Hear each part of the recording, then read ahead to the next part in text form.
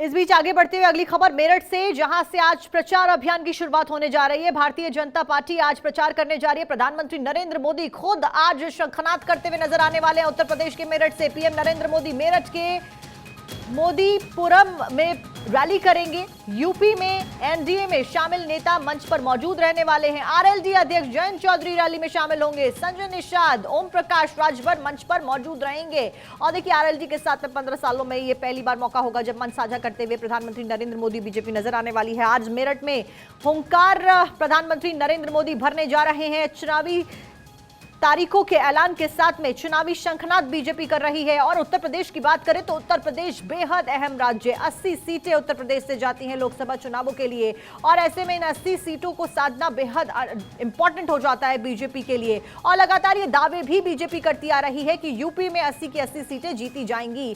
मेरठ से प्रचार अभियान की शुरुआत आज हो जाएगी। प्रधानमंत्री नरेंद्र मोदी खुद आज मेरठ में मौजूद रहने वाले हैं, रैली में मौजूद रहने वाले हैं, संबोधित करने वाले हैं, रोड शो करने वाले हैं। तैयारियां तमाम कर ली गई हैं। आज का दिन बेहद खास, क्योंकि मेरठ से आज चुनावी हुंकार प्रधानमंत्री नरेंद्र मोदी भरने वाले हैं। आपको बता दें, मेरठ के मोदीपुरम में प्रधानमंत्री नरेंद्र मोदी की काफी बड़ी रैली आयोजित की गई है। सुरक्षा व्यवस्था के चाक चौबंद कर लिए गए हैं, तैयारियां कर ली गई है। प्रधानमंत्री नरेंद्र मोदी खुद मोर्चा संभालते हुए नजर आने वाले हैं। तो 24 के रण में बीजेपी रणनीति बनाकर आगे बढ़ती हुई नजर आ रही है। 400 पार की तैयारी लगातार की जा रही है और नारा भी दिया जा रहा है। आज मेरठ से हुंकार भरेंगे और अब की बार एक बार फिर से 400 पार का नारा आपको मेरठ में सुनाई देने वाला है। पश्चिमी यूपी की इन सीटों पर नजर लगातार बीजेपी की बनी हुई। 2019 में बीजेपी को 60 सीटों पर हार मिली थी और जिन सीटों पर बीजेपी हारी थी उन सीटों के ऊपर नजरें खास हैं, जिसमें नगीना, बिजनौर, संभल, अमरोहा शामिल है। पश्चिमी यूपी की बेहद इंपॉर्टेंट सीट्स है। सहारनपुर और मुरादाबाद सीट पर भी यहां पर बीजेपी की नजरें लगातार बनी हुई हैं। ये उत्तर प्रदेश की बेहद अहम सीट है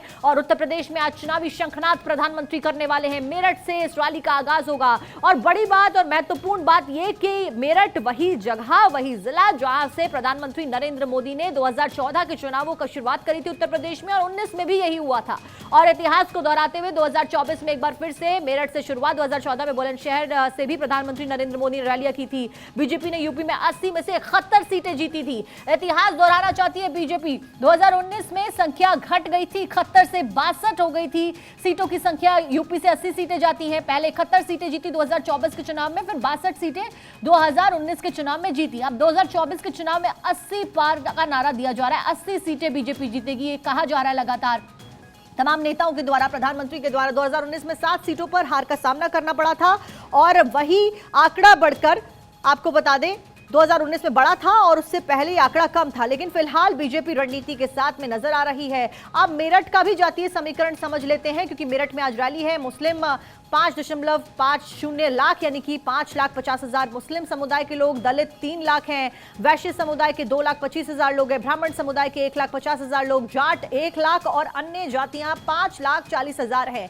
तो ये है जातीय समीकरण मेरठ का। उत्तर प्रदेश का मेरठ एक अहम रोल निभाता आया है और सबसे बड़ी बात, अरुण गोविल को इस सीट से उतारा गया है, जिन्होंने राम का किरदार निभाया था। और राम मंदिर के निर्माण के बाद, प्राण प्रतिष्ठा के बाद में एक अलग तरीके का माहौल न केवल उत्तर प्रदेश में जहां पर राम मंदिर का निर्माण हुआ, बल्कि पूरे विश्व में देखने को मिल रहा है। प्रधानमंत्री की नरेंद्र मोदी की छवि में काफी चेंजेस देखने को मिले। इस बीच मेरठ का जातीय समीकरण आपको बता रहे हैं। आज मेरठ में प्रधानमंत्री नरेंद्र मोदी चुनावी हुंकार भरते हुए नजर आने वाले हैं। चुनावी रैली का आज आगाज होने वाला है।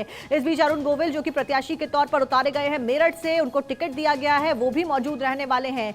मेरठ के रण में अब कौन कौन है ये भी देख लेते हैं। तो मेरठ में रण में बीजेपी की तरफ से अरुण गोविल, जिन्होंने राम का किरदार निभाया था, काफी लोकप्रिय चेहरा है, उनको उतारा गया है। बीएसपी की बात करें तो देवव्रत त्यागी को उतारा गया है। समाजवादी पार्टी से भानु प्रताप सिंह मैदान में है। एआईएमआईएम से मोहम्मद अनस को मैदान में उतारा गया है। कुल मिलाकर अगर देखा जाए तो मेरठ की सीट पर अरुण गोविल को लोकप्रियता के आधार के ऊपर टिकट दिया गया है।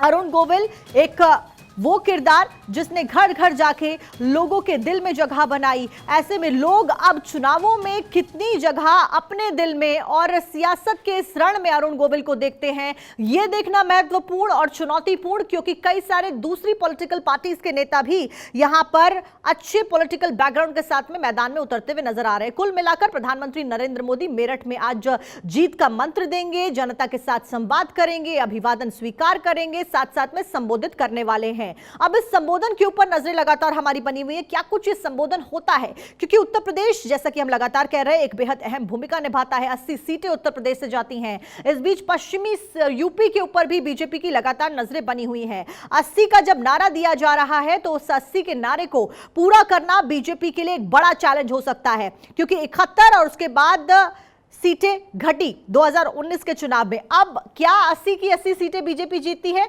यह देखना महत्वपूर्ण। और क्या कुछ वायदे, क्या कुछ बातें आज प्रधानमंत्री नरेंद्र मोदी देते हैं। और एक और बात इंपॉर्टेंट हो जाती है आज के इस चुनावी हुंकार प्रधानमंत्री के भरने के पीछे, क्योंकि आज INDIA गठबंधन के द्वारा एक बड़ी रैली की जा रही है दिल्ली के रामलीला मैदान में। ऐसे में प्रधानमंत्री नरेंद्र मोदी उत्तर प्रदेश के मेरठ से गरजते हुए नजर आने वाले हैं। निशाना साधते हुए जरूर नजर आएंगे पीएम नरेंद्र मोदी इंडी गठबंधन के ऊपर, तमाम उनके फैसलों रणनीतियों के ऊपर। और इंडी गठबंधन भी ऐसा ही कुछ करता हुआ आज रामलीला मैदान से नजर आने वाला है।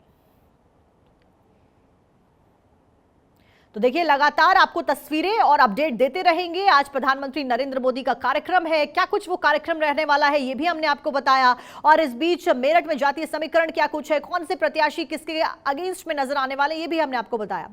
इस बीच लगातार पल पल की अपडेट आप तक पहुंचा रहे हैं।